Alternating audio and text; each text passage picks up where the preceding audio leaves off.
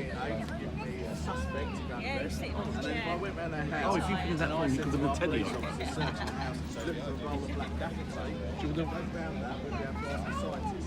It used to be in the wall over there, and someone has ripped it out of the wall and stolen the cash from inside the trays, okay? So what we would do is we would come along and we're going to try and work out what's happened and who's actually committed the crime, and if the crime's even been committed. Certainly crime has been committed here. So, what do you know about forensics so far? Do you know anything about forensics? Fingerprints give you the main evidence. Yes, so fingerprints is really, really good because we, at this moment in time, no one's ever proved that anyone else has the same fingerprints as another person. So at the moment, they're all unique to us, okay? So we know we're going to be looking for fingerprint evidence in these sort of places. The trouble is with these kind of crimes is they're slightly more organised, okay? When we say organised crimes, it's something that's pre-planned, normally by someone that's not just, you know, like a burglary to a house. They don't necessarily wear gloves all the time. Whereas something like this, a lot of people do wear gloves. So fingerprints aren't always going to be a good option for this, but you can list it on your evidence types as a form of evidence, okay? So fingerprints is certainly one thing we would be looking for. But more importantly, what if I wear this glove and it's a really hot day like it was yesterday, and I'm tying knots and I'm trying to break that out of the wall? What am I secreting into this glove? What's coming out of my skin onto this glove?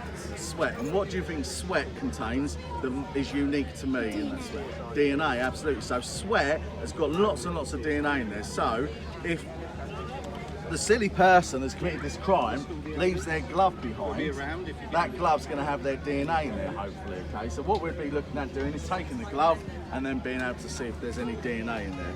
But the bottom line is, because we're sweating, we can leave DNA on a lot of things, okay? So what you need to remember is things like this, okay, hooks that have used during the crime.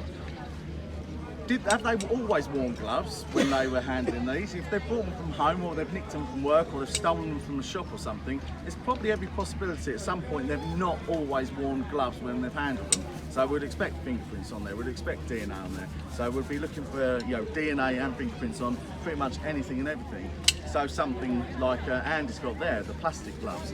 And these things, people wear these to commit crimes, but they're not particularly good because they've got quite, you know, they're what we call porous, okay? They've got small microscopic pores in them, and it allows DNA to come through them. So we still find DNA can come through those gloves, okay?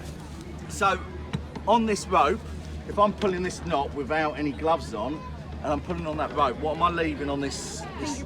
Do you think fingerprints would be the best evidence we could get from there, or do you think there could be something else? Skin. So skin, yeah, skin coming off of my hands, sweat coming off my hands, and there's going to be loads of it on there. So I'd be looking for a skin and sweat on there.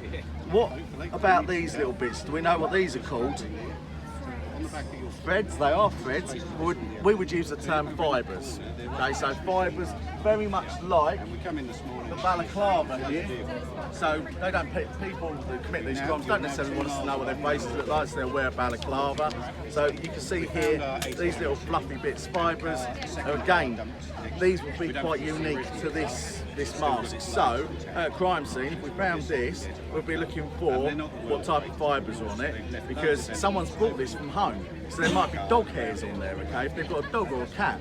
And if we did find whoever was wearing this, we'd want to go around their house and ask them a few questions. And if they've got a dog or a cat, we can take a sample of fur from that dog or cat and take a swab from the dog and cat's mouth, and then we can take their DNA and compare it against any hairs and fibres, any hairs and fur on here.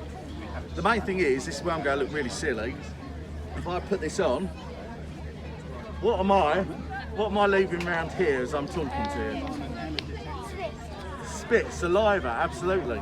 So I'm leaving my saliva all over that mouthpiece there. What else do you think's come off inside of this balaclava? Hair, absolutely. That's why I've not got much of it left, because I keep doing these demonstrations. So my hair is going to start falling off into the inside of this, and we can't necessarily see it, but under a microscope, the scientists will be able to look for hair. What about ears? Okay, what could come out of my ears onto the side here? Earwax, absolutely. Just because we can't see it and we've not got chunks of it coming out, doesn't mean there's not little bits coming out and sort of sticking to this. So we could be looking for earwax. All you got to remember is it's really gross principle. anything that comes out of our human body has generally got cells in it which give a DNA sample. So this is really disgusting, but bogies, we can get DNA from bogies the same as we can from earwax and stuff like that. So always remember that, okay? But with this, the main thing that we're looking for is DNA from the mouthpiece, any other trace of DNA, skin, sweat, stuff like that, it's rubbing against the board. Someone said yesterday, if we've got dandruff and there's skin cells, they might be dead skin cells, but again, we could get DNA from dandruff.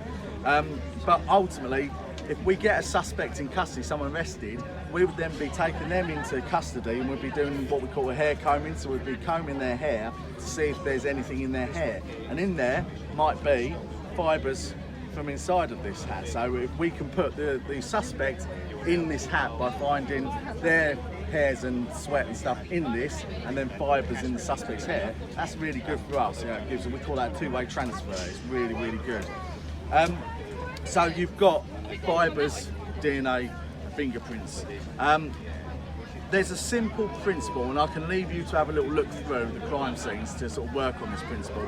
A French scientist in the 1800s called Edmond Locard, he came up with a principle where he said every contact leaves a trace, and that is what we still to this day work in our crime scene process or forensic investigations by, meaning that if I do this on the ground, I'm leaving a mark in the grass. That's my contact to the grass. But the grass is equally going to leave a transfer of grass and mud on my shoes. It's the same as this. If I put this on, I'm leaving a trace of evidence in this mask. The mask's leaving a trace of evidence on me. If I touch that, I'm leaving a trace of evidence on there, and in turn there's every possibility that's going to leave some fibres on me. So what you need to do is really have a little look around the crime scene and see what you can see to work out what they've touched, what they could have left on there, okay? So there's lots and lots of stuff here. If you look in the car, there's like drinks bottles and stuff. It's always going to be quite fundamentally the same things, fingerprints, DNA, fibres. There's one other thing that I'll tell you about, and it's a thing called mechanical fit, okay? So if I tore this off, and because you won't stop talking, I decide to go, right, I'll put that over your mouth. I'm the bad man, okay, so I'm your suspect, I'll put that over your mouth. If you then go and take this to the police and say, he's put this on my mouth, they're going to seize this from your mouth, they'll take it off and they'll seize that as evidence. They'll send it to us as forensic investigators and say, what can you do with that? So, how could you put me, I know I'm holding it, just think about this, that I'm not holding it, how could you put me onto this tape from what we've just talked about? What's likely to be on this sticky tape? Fingerprints and sweat, so DNA. If I'd torn it with my teeth, you could even have saliva, but I've not in this case. But what would happen is we would send this off to the fingerprint bureau where they'd put chemicals on it and they'd come back with fingerprints and DNA hopefully, and then that would hopefully give us a name. So if that then gave us a suspect, we would go around their house to arrest them or ask them a few questions, and as we're searching their house, we would say to all the police officers, we're looking for a roll of black gaffer tape.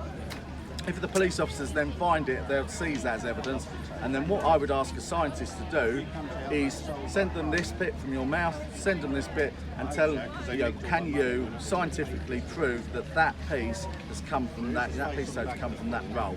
And that's what we call a mechanical fit, because bottom line is, I could never tear that in that same manner again. You'd always get a different torn edge. It's the same as if you've got that piece of paper and tore it, you could never tear it the same way again, okay?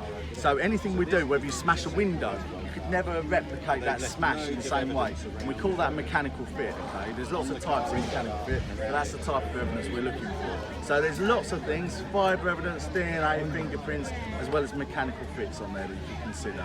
So, lots to think about, lots to write down, and obviously you can go away, you can have a little look around and see what else is about, but you make a note of those, you might be able to win that teddy. Okay? Thank you. No worries, enjoy the rest of your day.